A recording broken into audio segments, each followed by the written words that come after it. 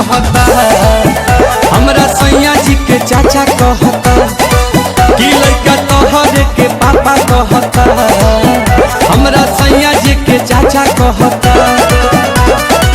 ओही दिन से खोजता ते रोवता चिल्ला के, ओही दिन से खोजता ते रोवता चिल्ला के।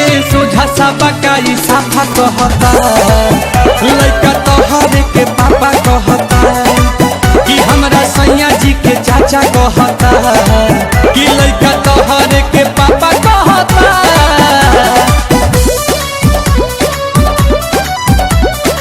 Music by Priyanshu Singh.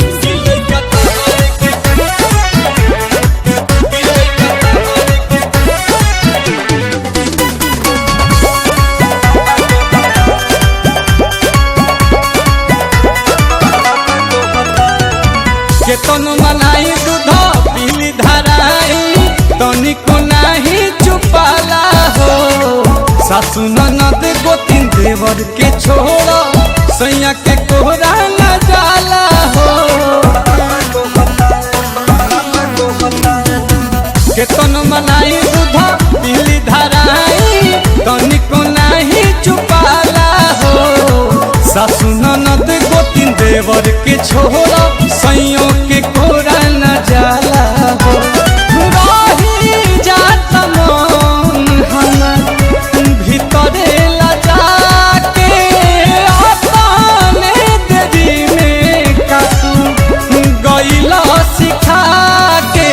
खाए के गोलगप्पा कहता, लइका तोहरे के पापा कहता, कि हमरा सैया जी के चाचा कहता, लइका तोहरे के पापा कहता।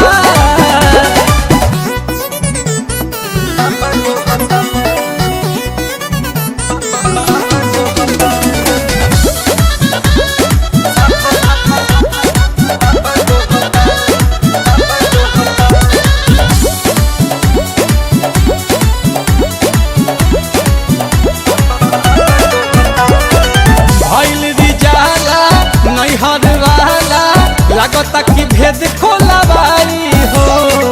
विपत के घड़ी गोविंद खड़ा ही कहरी, लगे पिया से पिटवाई हो। भइल रिजाला नैहर वाला लागता भेद खोलवाई हो। विपत के घड़ी रोशन खड़ा ही कहरी, लगे पिया से पिटवाई हो। लवले आशुतोष बाई गजबे के धान, सोना पे पताई जला नीलकमल के गाना।